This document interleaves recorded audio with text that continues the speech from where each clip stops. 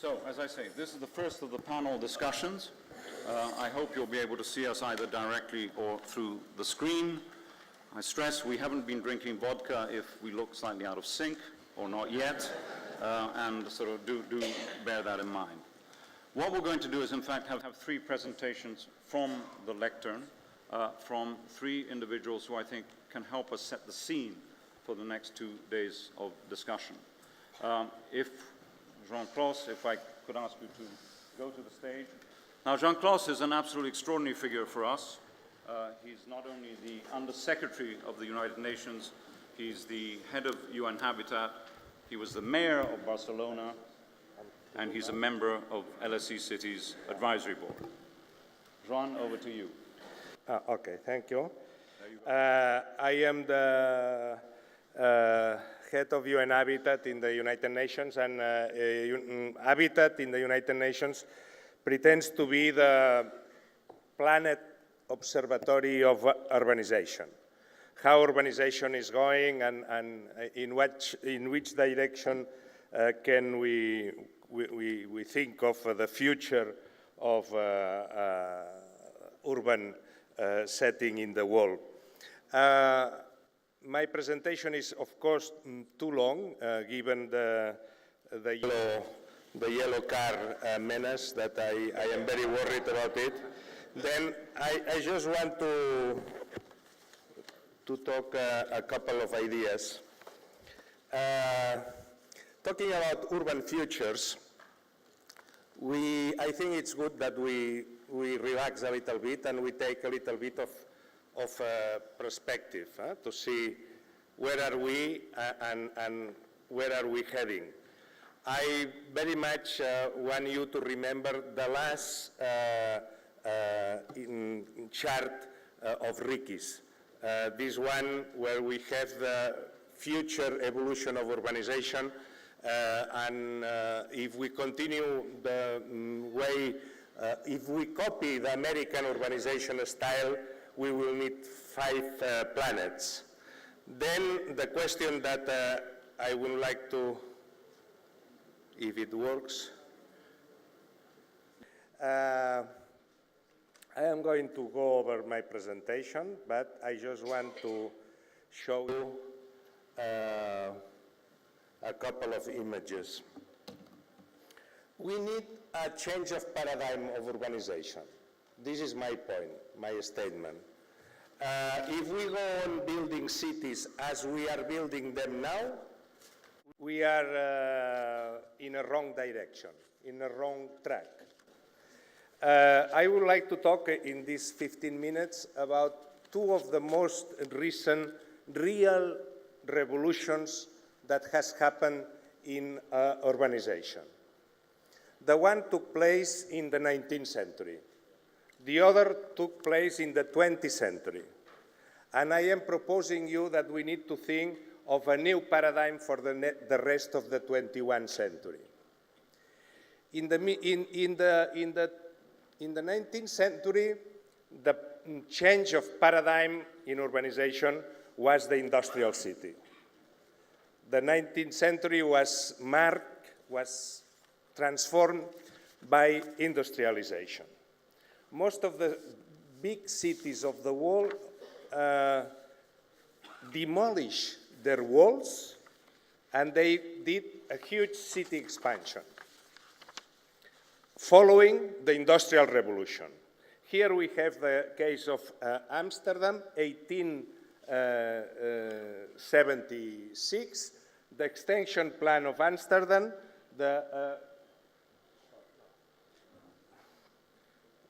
the original Amsterdam is in the center of the cake towards the sea, and then the extension was a light of a light, please, a pointer. This was Amsterdam, 1876. Next one, please. No, you have to press the. Oh, yes. This is New Amsterdam, Manhattan. This was, curiously, 40-something years before. because this was 1811. You see down there in the Manhattan Mile, New Amsterdam, which, by the way, it was Wall Street, and the wall was demolished, and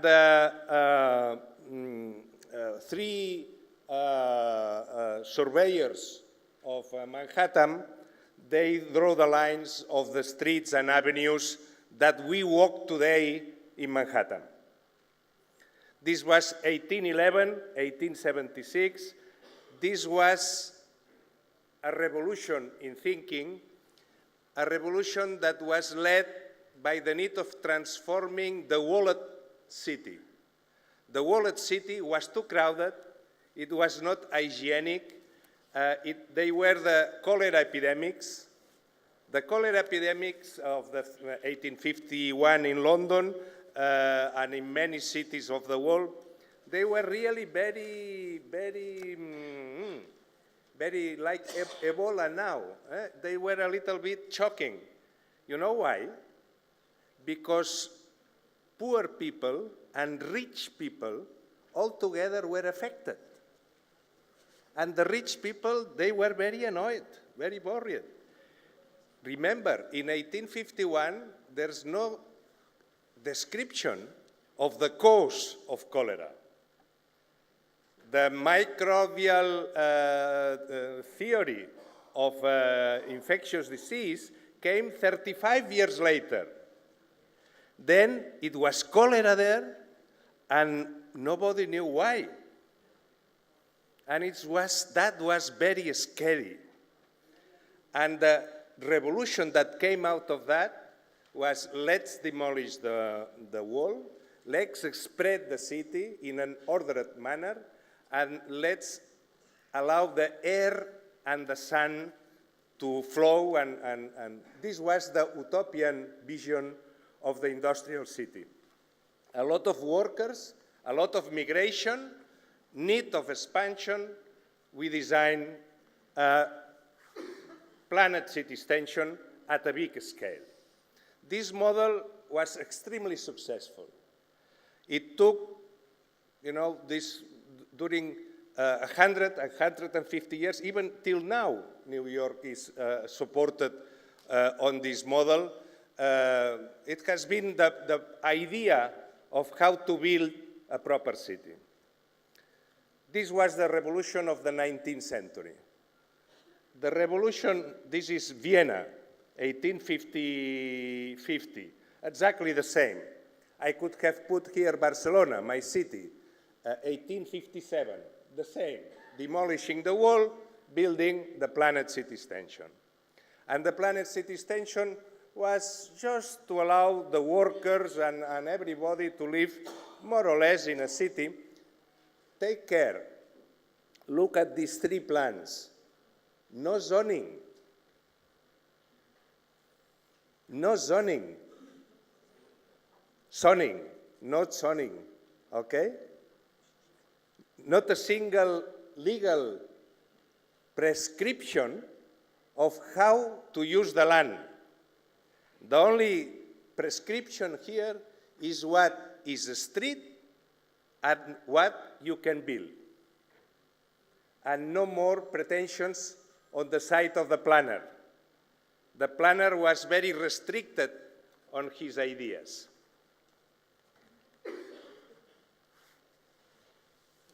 Some of you know this image. This is the next revolution. This is the CIAM, the Congrès International d'Architecture Moderne.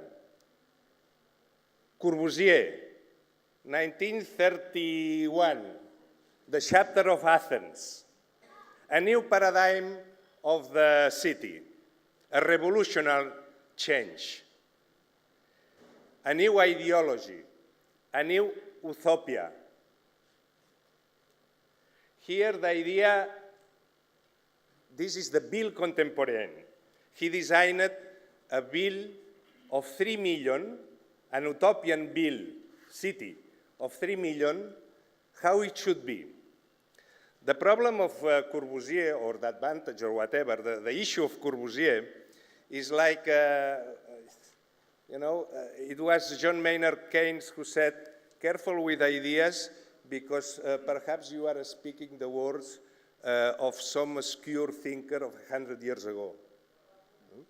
And this is what has happened to us today. This is with some changes, this is the model of urban buildings or urban construction that we are doing all over the world.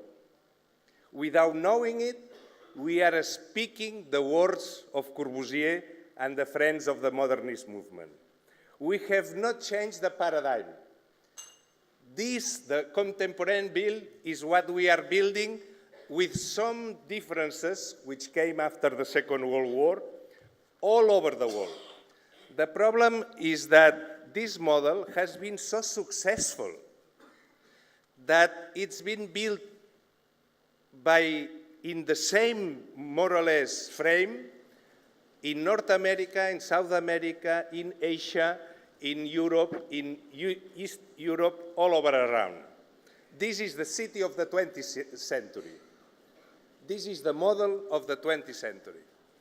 We move from the Manhattan style with more or less streets of 20, 30 meters to this model which is broad, big roads, the tower in the park, the super block, and the car. When Manhattan and Amsterdam or Barcelona was designed in the 18th century, 19th century, the electricity was not discovered, the car was not invented, the way of transportation was with carriage and horses. You know why the streets of New York, they have a 20 meters width. It's the radius of turning the carriage with the horse. This is why the streets of Manhattan, they have 20 meters width. Here, some years later, we have another reality. This is the car. We have a new utopia, a social utopia, because the Soviet Revolution had took place quite a number of years before. The social utopia was every worker needs to have the same flat. I can even say in a more specifics. Every industrial worker has the right to have a decent apartment, and this decent apartment should be equal for every worker. And out of that came the utopia of the tower in the park. We built a tower, very high tower. The first floor is for the cars, and then we put the workers, the industrial workers, on the building, and every worker will have an apartment with views, and then the garden, as in the apartment you cannot have the garden would be around the tower. This is the utopian model of Corbusier. And then every worker, every industrial worker, will have a car, a T4, a 4T, I don't know how you say it. Every worker will have the technology of the moment, which is the one that will allow us for freedom and movement. And out of that came the city that we are building today. Well, yeah, okay, 2 minutes. By the way, this is a small variant of the same model, and this is Brasilia. But forget about the text. We'll go to the photo. You see this photo? Some of you know which city is this one, because this is a photo of Urbanization, I think.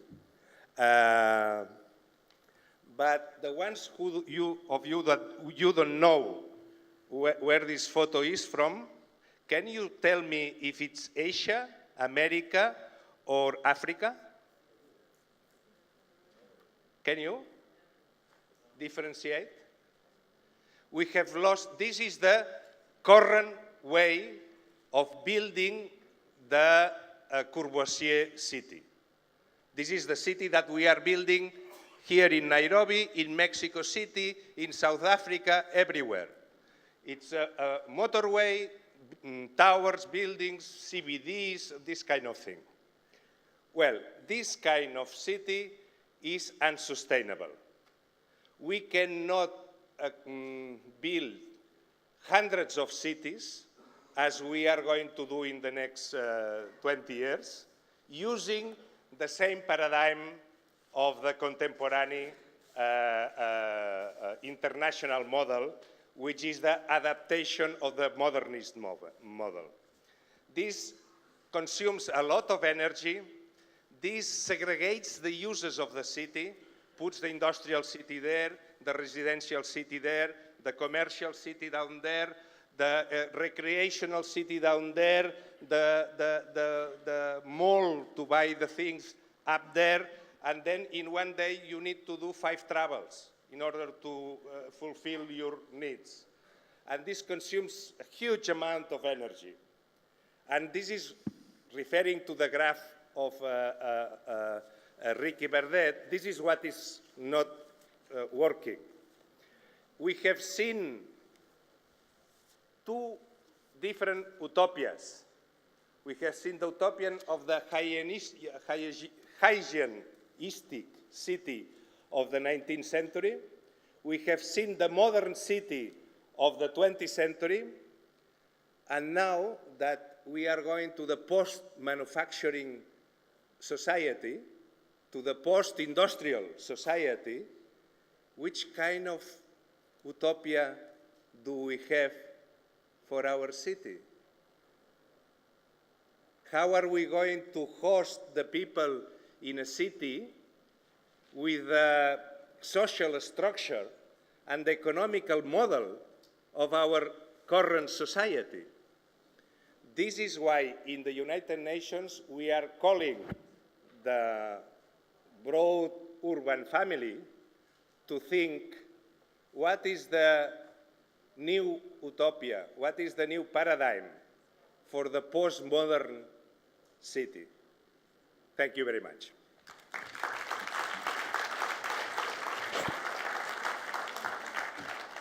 John, if you join us back at the table, thank you very much for that. In a way, you're really completely challenging the way that we think the United Nations Habitat might be considering the real problem facing cities.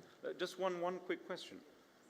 Will a change of government systems help the creation of new utopias? Of course, because every one of these two models of cities that I have presented to you, with the third, which is the variation of the modern city, has come with a change of government. Curiously, though, enough, the modern city was adopted by both sides of the Cold War. The Soviet architecture and the capitalistic architecture both follow the same model of Corbusier. Of course, then we are going to see what is going to happen in the forthcoming years. Okay. But to answer that, we need to think of what is going to happen with democracy in the coming years. Okay, well this is, I think, a very good way for Richard Sennett to, in a way, go to the stage. Richard is an eminent urban sociologist who's very much considered the issues of the open city, but as a correlate, in a way, between the open space system, but also open society. And Richard has written an excellent essay in our newspaper, which deals with the issues that he's about to talk to us about. Well, I'm very glad to be here. It's an amazing city, full of possibilities, and as we saw in our tours the last few days, full of problems. And I had thought to talk to you very briefly about problems that urban designers have faced elsewhere as we've taken this long pilgrimage through the urban age cities that might be useful to you here in Delhi. I think the question for you that we can help discuss with you is a question of how to grow. What are the kinds of issues of growth that we have encountered elsewhere that might be provocative to you today. My own model for thinking about urban growth is actually something I learned from the psychoanalyst Erik Erikson, whom, as you know, wrote a wonderful book, Psychobiography of Gandhi. And in that biography of Gandhi, he makes the observation that growth means managing complexity that you don't simplify. It's a very pithy remark. That is, you manage complexity, but you manage it not by simplifying it, which is what he thought happened to Gandhi.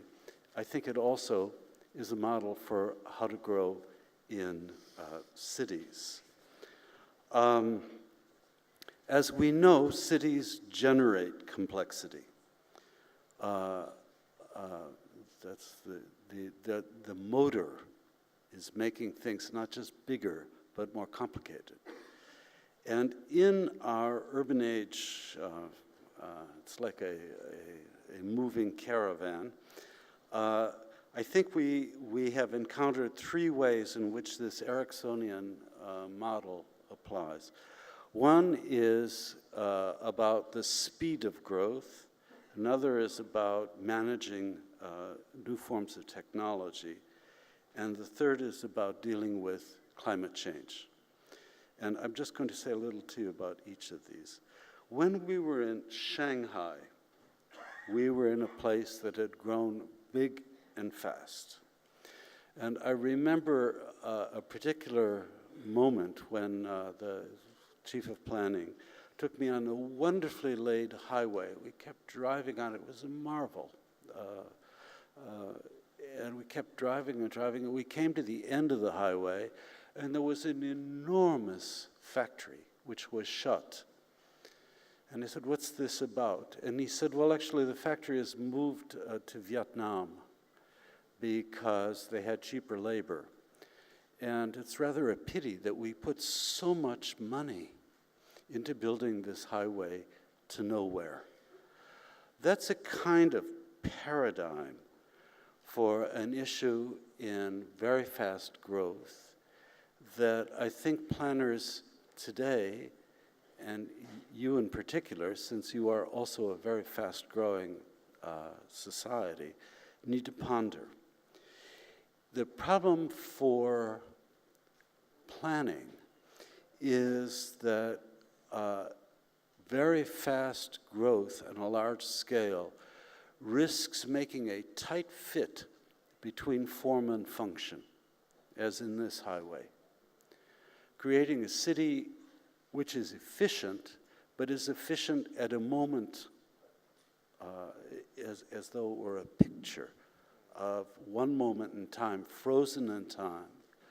Enormous amount of infrastructure resources are thrown into developing, fleshing out that picture, but then the picture becomes, instead of a photograph, becomes a video, becomes a film. And the provision of resources is out of date. This tight fit between form and function, which is embodied in Shanghai, in which our Chinese colleagues are now trying to undo, is, I think, something that is endemic to cities like the cities in India or in Latin America, which have those very fast growth rates, which is that they risk a danger of this tight fit between form and function.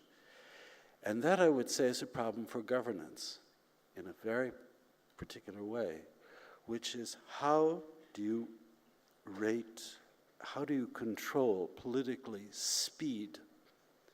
I put it to you another way. Eating a lot of fast food gives you indigestion. So how is it that you eat more healthily, more slowly? And I think that is a political problem, is not how to go fast, but how to moderate a speed that can be driven otherwise quite mindlessly. I know that you have just announced that you are going to build 100 smart cities, about which I will have some comments later.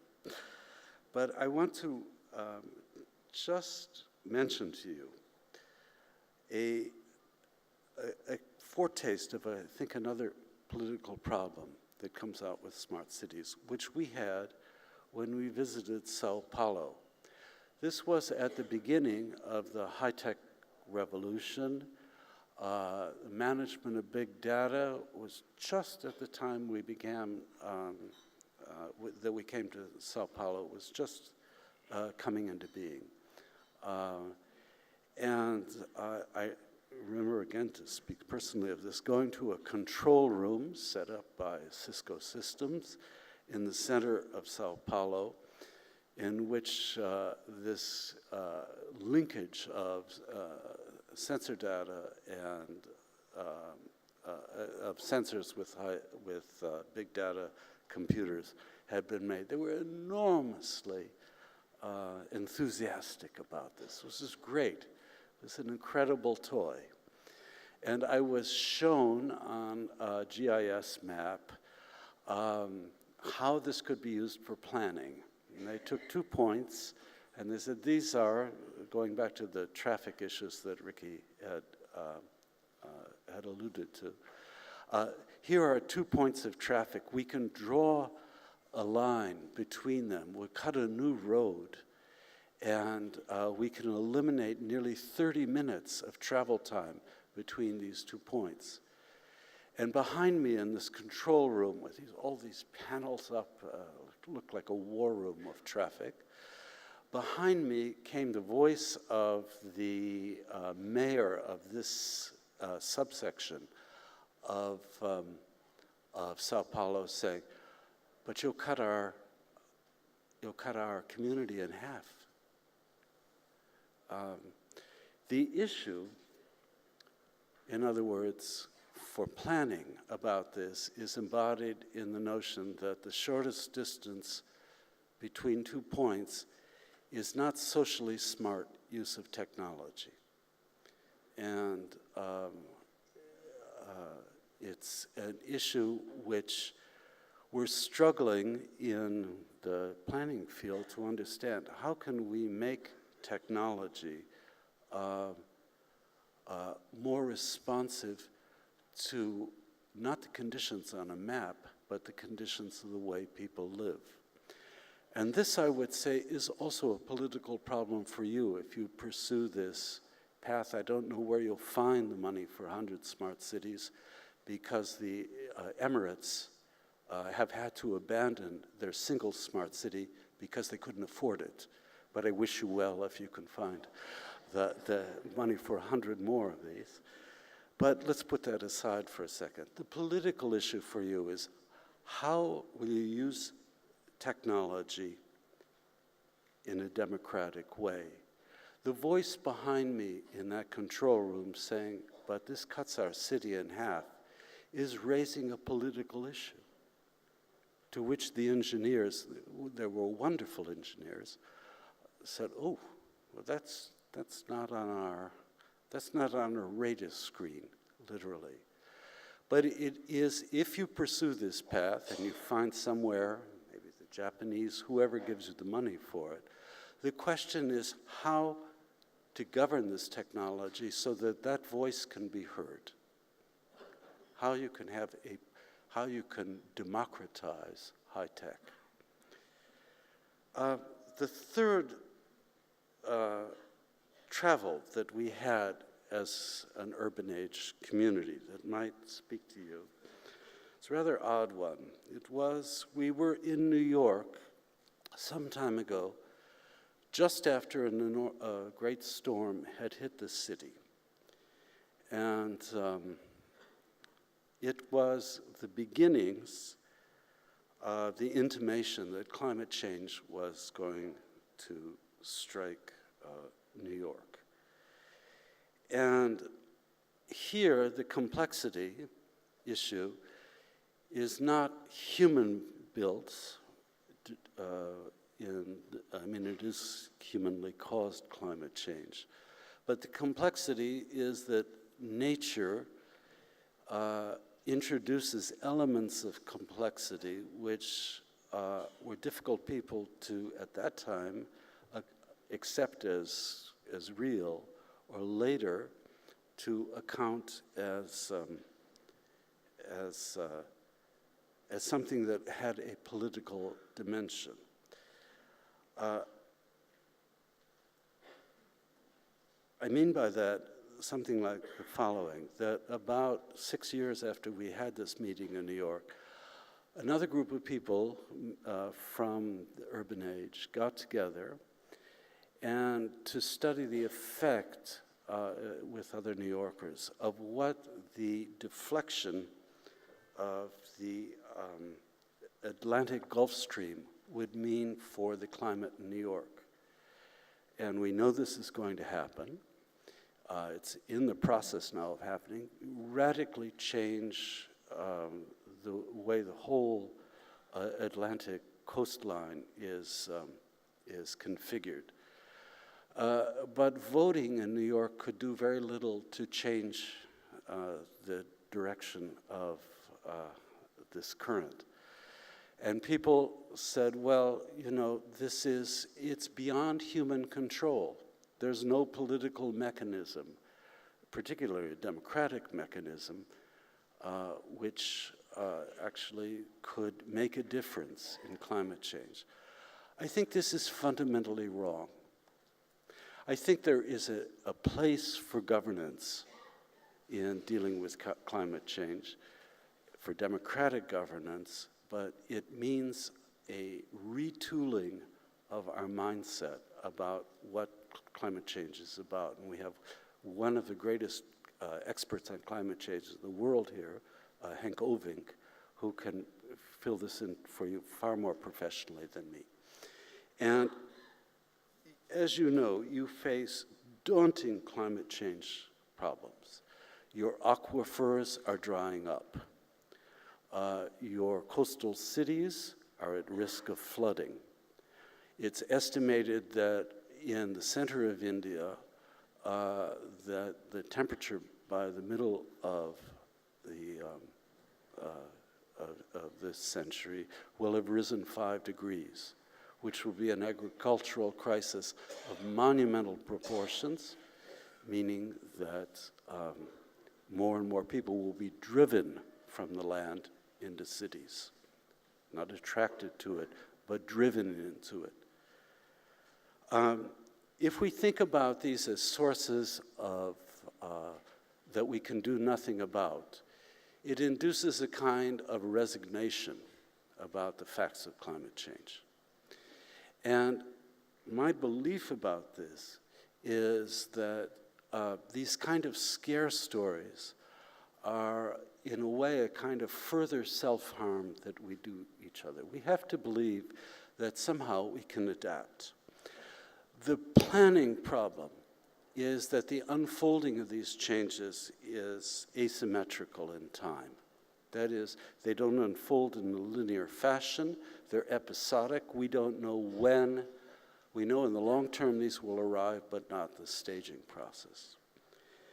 And my belief is that politics somehow has to deal with, and democratic politics has to deal with that uncertainty. That is, that nonlinear unfolding of climate change events. How will we manage the erratic unfolding of something like a rise in the hotness of India? How can that be dealt with so that you don't have mass panic or people just deciding, it's over, I'm going to die here?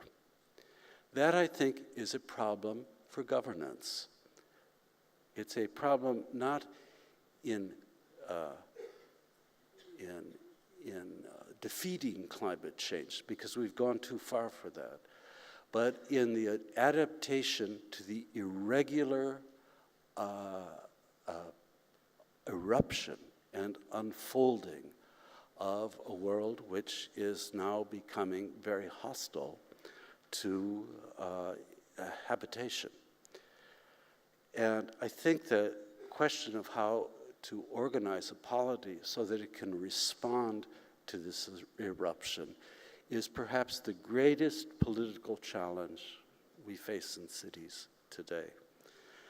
So in sum, these are the three aspects of governance that to me as a planner and a designer are most important, following this Ericksonian model of coping with rather than trying to defeat complexity. That is, how can we manage speed? By slowing it down? How can we democratize technology? And how can we govern ourselves in relation to climate change as to its disruptive and irregular, nonlinear unfolding? I don't have the answers to that question, but maybe you do. And I hope that we can pursue these questions over the course of the next 2 days. Thank you very much.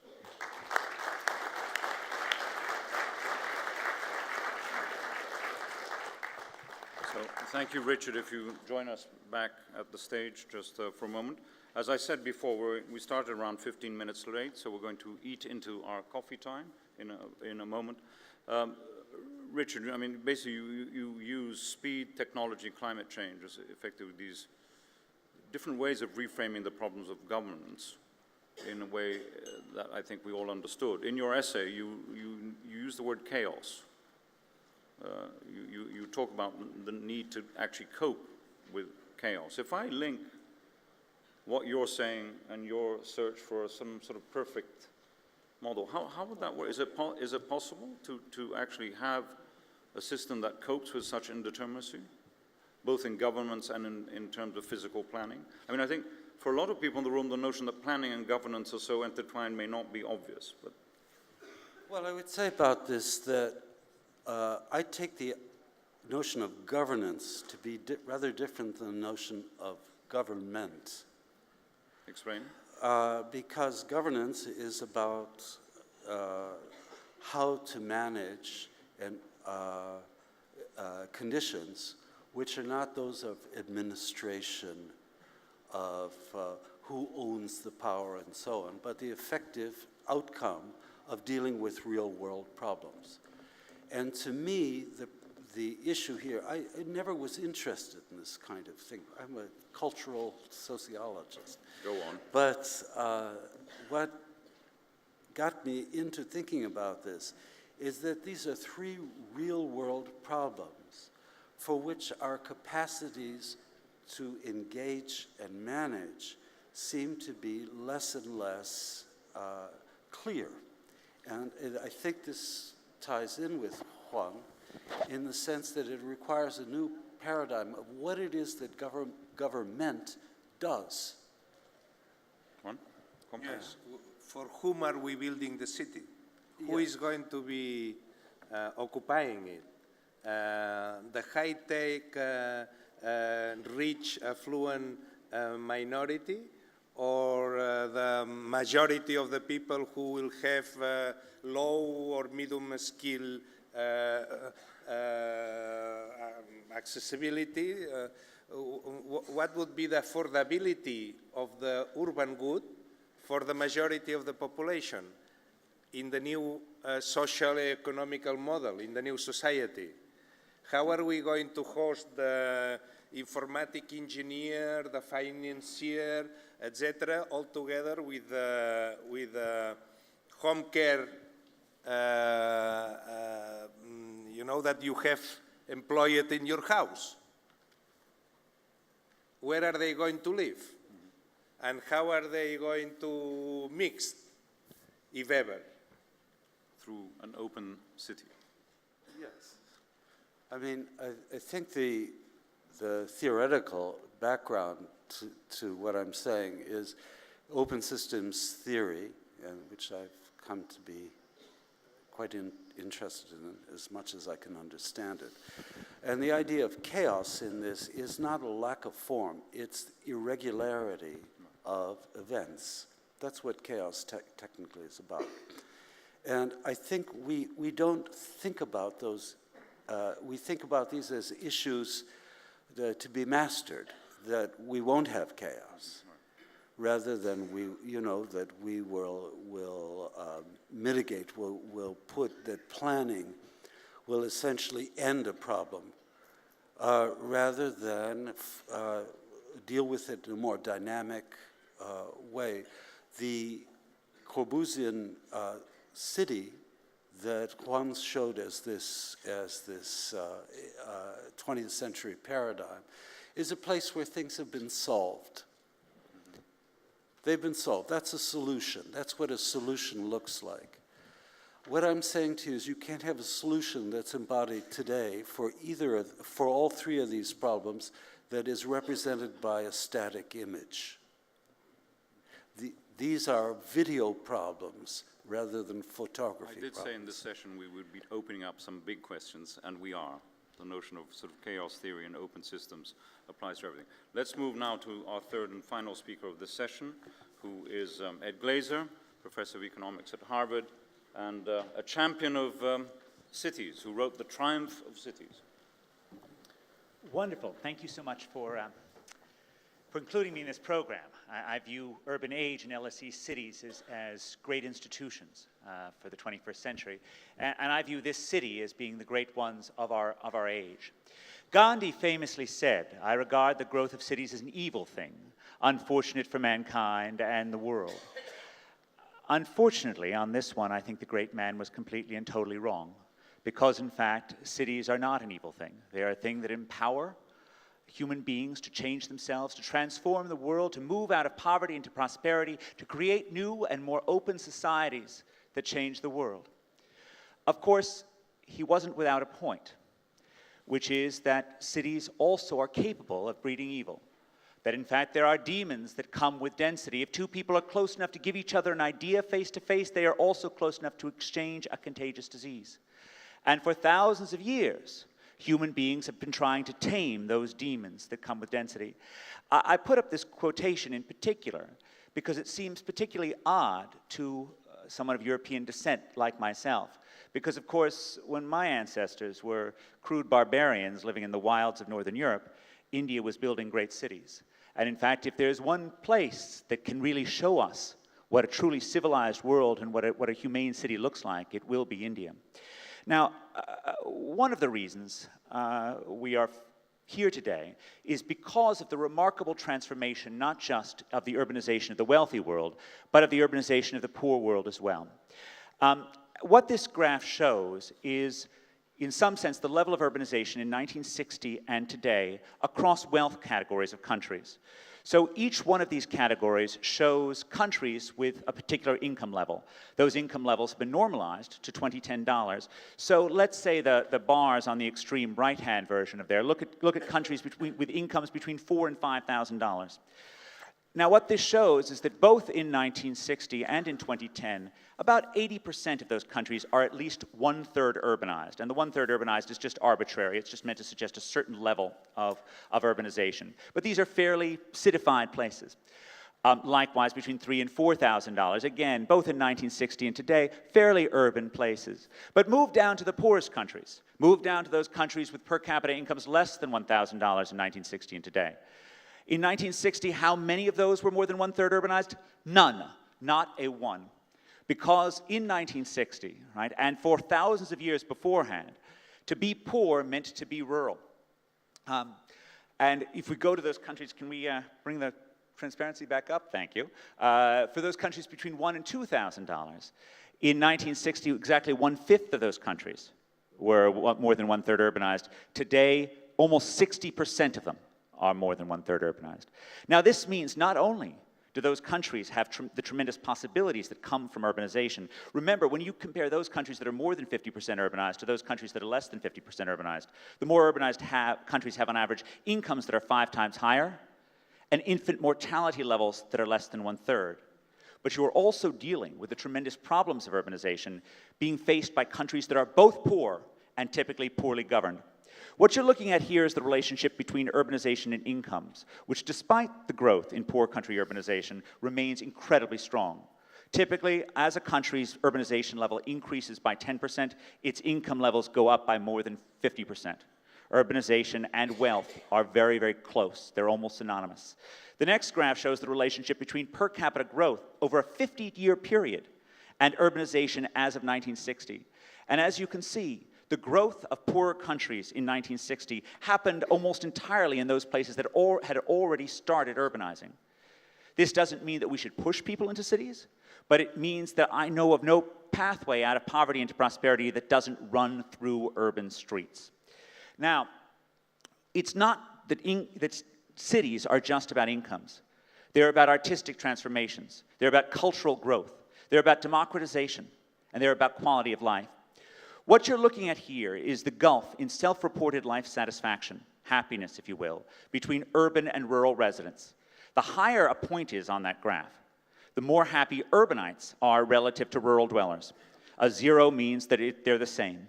What you can see is that in wealthy countries, those countries over towards the right, there's really no gulf between urban and rural happiness. And in fact, we know this in New York, in the US, that New York City residents are particularly likely to say that they're unhappy, which of course reflects more about New York City culture than it does anything about real New York unhappiness, because no self-respecting New Yorker is going to tell an interviewer how bloody pleased they are with their life. It would be being disloyal to Woody Allen or something.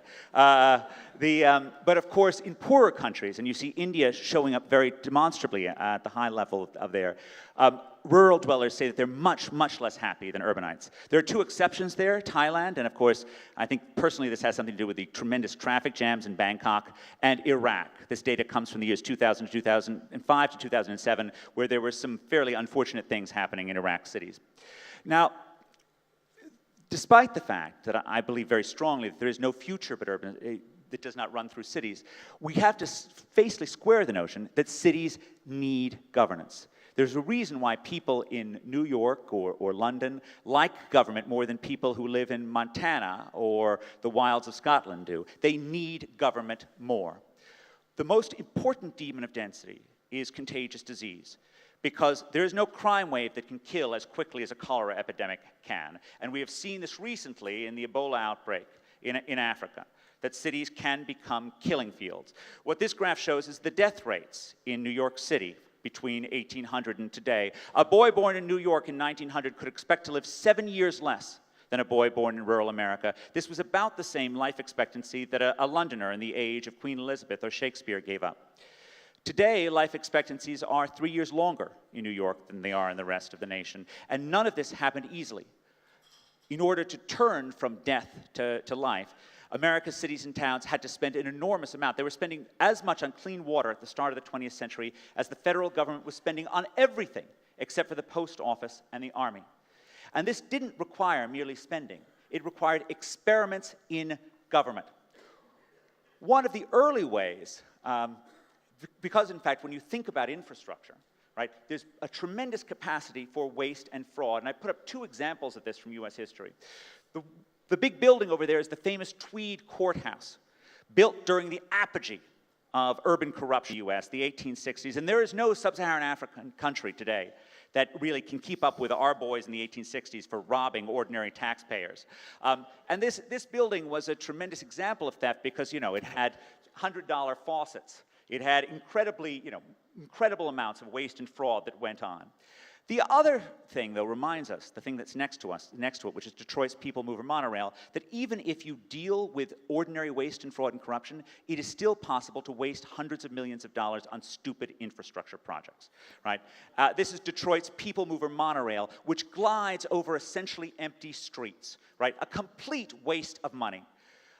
It's built because there was no proper use of cost-benefit analysis which was applied to this. And while it's certainly true that the cities of the developing world badly need infrastructure investments, it is crucial that that hard, clear light of cost-benefit analysis always be applied to avoid stupidities like the People Mover monorail. Now, infrastructure requires experiments in governance as well as in construction.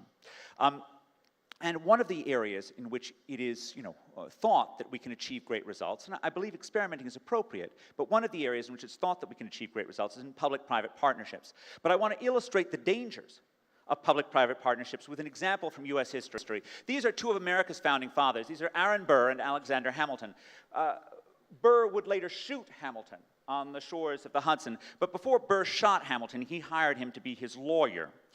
Because Burr had a scheme for a PPP. His scheme was that there would be a water company that would deal with New York's tremendous water problem in the 1790s that would be subsidized by the ability to do some banking, because in fact there was only one legal bank in New York in the 1790s. Now if you think about it, this doesn't sound like a great scheme, right?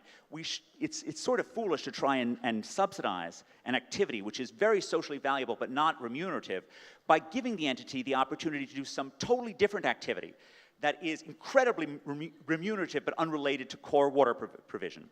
Economics 101 would predict that this entity would do a heck of a lot of banking but would do no water provision, and that's exactly what happened. And here it is today, it's still with us. Its name is J.P. Morgan Chase, which was the Chase Manhattan Bank, which was the bank of the Manhattan Water Company.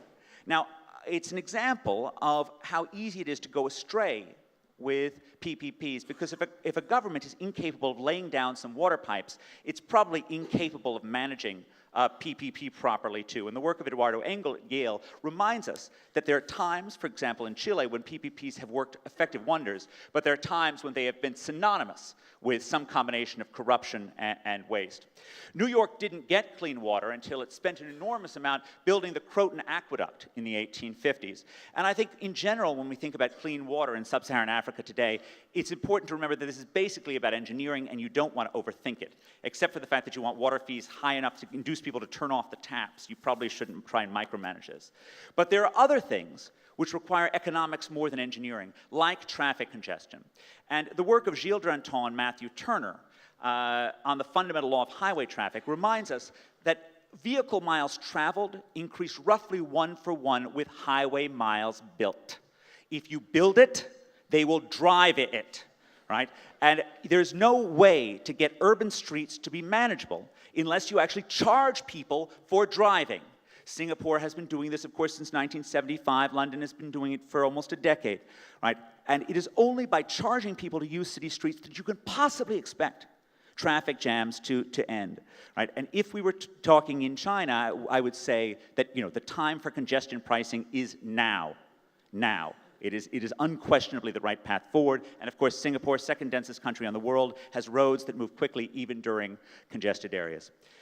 Crime, along with congestion and contagious disease, can be a terrible urban blight. Now, of course, as we saw earlier, New Delhi is blessed with relatively safe streets. And I think this is a great example of what Richard Sennett was talking about when he was talking about governance rather than government. Because when you walk around a slum in India, you will feel safe. But you will not feel safe because you will see constables who will be looking over your shoulders. You will feel safe because the community governs itself, right? And this is a phenomenal example of how cities can solve their own problems. Of course, there are other places in the world, like Latin America, in which the communities have been unable to cope with the problems. And of course, this has been particularly hampered by involvement in the drug trade, for which my own country has an outsized role in creating. The two graphs are showing just crimes per capita and city size across US cities, 50% more crime in big cities in the US when this data occurred. And the bottom thing shows the probability of arrests per crime. And of course, cities, because of their anonymity, because of the freedom that they create, can become particularly dangerous. And this leads us to one of the great trade-offs in urban life, the trade-off between anarchy and authority. Now, I will surprise no one that as an economist, I believe very strongly in human freedom, right? And indeed, my father grew up in Hitler's Germany, my grandfather grew up in the Tsar's Russia, and I am constantly wary of overmighty governments.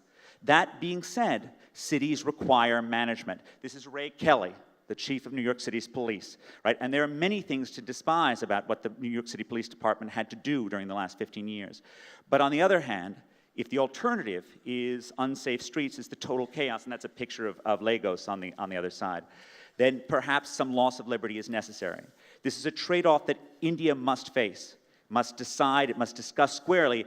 It has always, over the past 50 years, taken the choice of freedom taken the choice of anarchy in some places.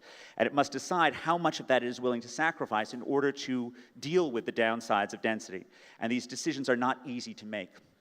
Oh, back. Now, another trade-off is between two great evils of building up a city, one of which is NIMBYism, the second of which is monumentalism. And I often think of India and China as being the two archetypes of this. I have Mumbai here, I actually have Astana on the other side, which is, I think, monumentalism on even a greater scale than Beijing. NIMBYism is when we let neighbors say no to any building. The downside of NIMBYism, of course, is that places become unaffordable. You know, Jane Jacobs famously looked at old buildings, noted they were cheap, and new buildings, and noted that they were expensive, which led her to conclude that the way to preserve affordability was to make sure that nobody built any new buildings. Well, this isn't how economics works, right? You don't have to look further than her own Greenwich Village Historic Preservation District, where townhouses now start at $8 million, to know what happens when you freeze communities in amber. Well, Mumbai also shows what happens when you freeze communities, when you restrict buildings to a 1.25 FAR ratio. You've got to allow building. You've got to allow new construction if you want cities to fulfill their role. On the other hand, it is also foolish to think that cities are buildings and to artificially induce big buildings and to create buildings that stand on their own, that are not connected, that are not woven into the fabric of urban life. And that picture of Astana reminds us of what can go wrong when people think that the structures are what matters rather than humanity. This is Mumbai and Delhi are both up there. This is the relationship between metro population and Class A office rents. And it reminds us of how expensive these Indian cities are. These are two images of the Chinese housing boom. It is hard not to think that in the cities of the Chinese interior, that the Chinese penchant for monumentalism has led to vast amounts of overinvestment relative to the current level of demand, with huge potential downsides going forward. That the whole world will be reckoning with. My last point returns us to climate change, which I believe does require enormous management, enormous forethought, and I'm so glad that we've begun to discuss this. Of course, cities are not the problem when it comes to climate change. The high-density living is much more likely to be the solution. And I want to illustrate this with a story about a young Harvard College graduate who, on a beautiful spring day in 1844, went for a walk in the woods outside of Concord, Massachusetts. And he did a little fishing, and the fishing was good because there hadn't been much rain lately. But when he came to cook the fish into a chowder, the wind flicked the flames to the nearby dry grass, and a fire started and it spread. And soon there was a raging inferno that was destroying a whole natural ecosystem. More than 400 acres of prime woodland destroyed. In his own day, this young man was castigated as an enemy of the environment. The Concord Freeman called him a flibbertigibbet, which I think was pretty bad for 1844. And it's hard not to think that they were right, because I know of no young man living in London or New York who did as much damage to the environment as he did. That young man's name, of course, is Henry David Thoreau, who is now the secular saint of American environmentalism. And his book, Walden, is seen as preaching a gospel of what a wonderful thing it is to live surrounded by nature. To me, at least, his life teaches a different moral, which is that we are a destructive species. And if you love nature, you should stay away from it. As indeed Thoreau would have done a great deal of good for nature if he had stayed at home in Cambridge instead of lighting fires in the woods outside of Massachusetts. If the great growing economies of India and China see their per capita emissions rise to that seen in the sprawling United States, global carbon emissions go up by 130%. If they stop at the level that's seen in wealthy but hyperdense Hong Kong, global carbon emissions go up by 30%. We all have a lot to gain by cities building up rather than out. Thank you.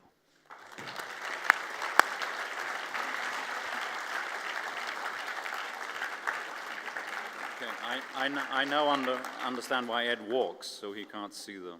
Yeah, I get it. Right, I get it. There is a lot of chaos, but structured. One last thing before we end, Klaus. You often talk about the fact that, and you mentioned it, that we're facing a moment of urbanization without industrialization. Right?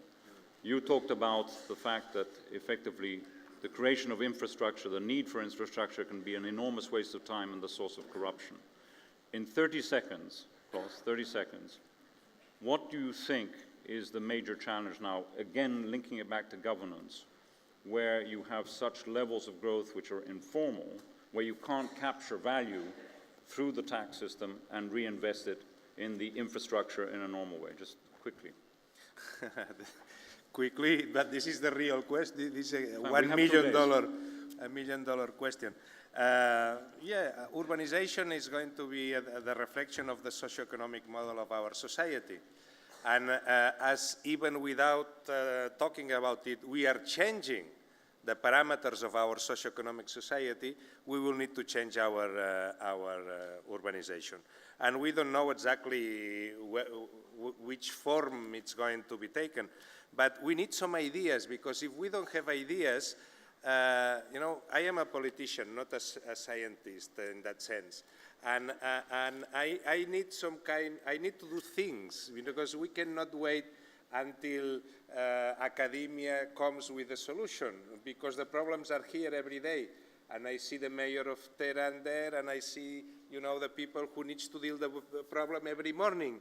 And then we are adapting as we can to the needs of the people. And I don't know the answer to this. This is the short answer to your question. This is the short I answer. don't know the answer. Okay. Thank you very much to Juan Clos, Ed Glazer, Richard Sennett. Thank you. Thank you.